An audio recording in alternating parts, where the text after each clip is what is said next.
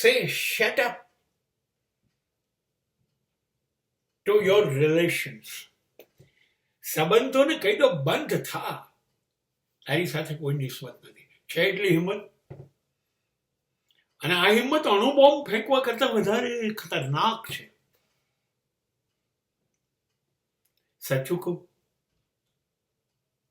દિવસ જાય છે ને એમ મારા સિવાય બધામાં વિશ્વાસ તૂટતો જાય છે, લગભગ ખતમ થતો જાય છે. સાચે સાચ સાહેબ, આ પૃથ્વીમાં જો કોઈ નર્ક હોય તો એ સંબંધ છે. બાઇબલનું એક બહુ પ્રખ્યાત વાક્ય ક્રાઇસ્ટ બોલ્યા હતા અને ત્યારે ખાસ્સા બદનામ થયા હતા. એક ગામમાંથી નીકળે છે ને, આખું ગામ એમની પાછળ પડે છે ને, કહે છે, હે ઈશ્વર, તમારી જોડે અમને લઈ લો. એ શું બહુ પ્રેમાળ માણસને એને કહી દીધું, ચલો. But remember one thing, go to home first and kill your all relatives. બહુ ખતરનાક આદેશ હતો. અને આજ વાત કબીર બોલ્યો હતો, જો ઘર બારે આપનો, જે ઘર બારે મારી જોડે છે. બહુ મોટા મહાન માણસો હતા બધા, કોઈ પાગલ પણ નહોતું. પણ આ સંદેશો હતો. ઈસુ જેમ કે પથ્થરોને પ્રેમ કરો, નદીને, વૃક્ષોને, પશુઓને, પક્ષીઓને પ્રેમ કરો, એ કહે કોઈ દિવસ કે મા બાપને, પતિ પત્ની, બાળકો, મિત્રો બધાને મારી નાખીને મારી જોડે ચલો? નહીં. એનું કહેવાનું એમ હતું કે આ બધા જોડે જોડાયેલા તો રોજ, એ તો જવાબદારી છે. ઈશ્વરે કહ્યું છે આપણને કે જોડાયેલી કાળજી લો. ઈસુ આવું કહે જ નહીં. ના, નહીં, ઈસુ એ કહે છે તમારી ફરજ બજાવો, જવાબદારી બજાવો, એ લોકો જોડે જ રહો એમ. પણ એમાં જોડાયેલા ના રહો. આપણી અપેક્ષાઓ વધી જાય છે એ લોકો સાથે જોડાઈએ છે તો. મારા મા બાપે તો આમ કરવું જોઈતું હતું, મારી પત્નીએ આમ કરવું જોઈતું હતું, મારા બાળકોએ આવું કરવું જોઈતું હતું, મારા મિત્રોએ આવું કરવું જોઈતું હતું. આ આપણી અપેક્ષા છે અને આ સંબંધ છે. અને નથી પૂરી થતી ને ત્યારે આપણે દુઃખી થઈએ છીએ. સંબંધો દુઃખી એટલા માટે કરે છે કે અપેક્ષાઓ છે. અપેક્ષા વગરના સંબંધ શક્ય જ નથી. આપણા સંબંધો છે જે સંબંધ નથી. આપણા સંબંધો છે સોદાબાજી, વેપાર, લેવડ દેવડ. આપણો સંબંધ છે સ્વાર્થ. આપણો સંબંધનો મતલબ છે સામેવાળામાંથી શું મળે એવું છે, શું લઈ લઈએ, શું લૂંટી લઈએ, અને સામે આપણે પણ એને કશું ના આપીએ. We will give minimum and we will collect maximum. And this is absolutely business.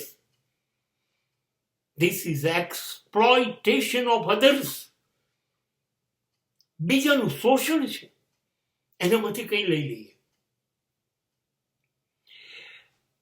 આ બધાની જિંદગીમાં રોજ બને છે અને આપણે ચૂપચાપ જોયા પણ કરીએ છીએ અને સહન પણ કરીએ છીએ, કેમ કે આપણને શોખ છે, સંબંધ છે, નિભાવવા છે, ગીતો ગાવા છે. અમારે તો કેટલા વર્ષોથી સંબંધ છે. હા, નહીં, પણ હું સાચું કહું, ઝઘડવું નથી, નફરત નથી કરવી, પણ આવા સંબંધોથી દૂર થઈ જવું છે. અને એવી રીતે દૂર થઈ જવું છે કે હું તમારાથી દૂર થઈ ગયો એની તમને ખબર બી ના પડવી જોઈએ. તમને લાગે કે આ જરૂરી છે, આમાં તાકાત છે, સત્ય છે, આમાં દગાબાજી નથી, આમાં સોદો નથી, વેપાર નથી. હા, તો એનું લિસ્ટ બનાવો અને નાનકડું કરી દો. ઓછા જરૂરી હોય એ લોકોને લઈ લો, અને કોમ્પ્યુટરની ભાષામાં જેને ઓળખી જાઓ એને ડિલીટ મારી દો. આઈ પ્રોમિસ યુ, તમે સુખી એ જ મિનિટથી થઈ ગયા. Main is happy with minimum contact. જેનું જેટલું નાનું સંબંધોનું કુંડાળું ઓછા માણસોને અંદર લાવો, જેટલા ઓછા એટલે તમે સુખી થશો. કારણ હવે તમને હેરાન કરનારા, લૂંટનારા, દુઃખી કરનારા માણસોની સંખ્યા ખતમ થતી જાય છે. અને એમ કરતા કરતા તમારા કુંડાળાના કેન્દ્રમાં તમે આવી જશો, લગભગ એકલા. પછી સુખી થવાની ખાતરી, કેમ કે તમે તમારી જાતને કેવી રીતે દુઃખી કરશો. એટલા માટે મિનિમાઇઝ ધ રિલેશન. અઘરું છે એવું લાગશે, માણસ ખોટું કહી રહ્યો છે, પણ જેમ સંબંધ આગળ વધશે ને એમ યાદી તૂટતી જશે. યાદ કરો, બાળપણના મિત્રો રહ્યા છે કે ઘટી ગયા? નહીં. યુવાનીનો પ્રેમ રહ્યો? નહીં. યુવાનીના મિત્રો રહ્યા? નહીં. વૃદ્ધત્વ આવ્યું ત્યારે નવા મિત્રો આવી ગયા? હા. આ બધાનું લિસ્ટ બદલાતું રહ્યું? હા. મૃત્યુ સમય એકલા થઈ ગયા? કરેક્ટ. તો ઈશ્વરે તો સત્ય કહ્યું હતું, તું જઈશ ત્યારે કોઈ સંબંધ નહીં હોય, અને પાછો આવીશ ત્યારે કોઈ સંબંધ નહીં હોય. એને તો કહ્યું હતું, જો સાબિત થઈ ગયું ને, તો zero relationship is a blessing. એ આશીર્વાદ છે. અઘરું છે, બહુ મુશ્કેલ છે.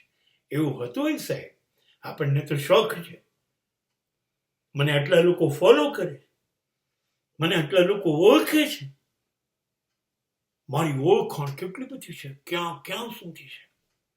આપણને શોખ છે ને, તો ભોગવો.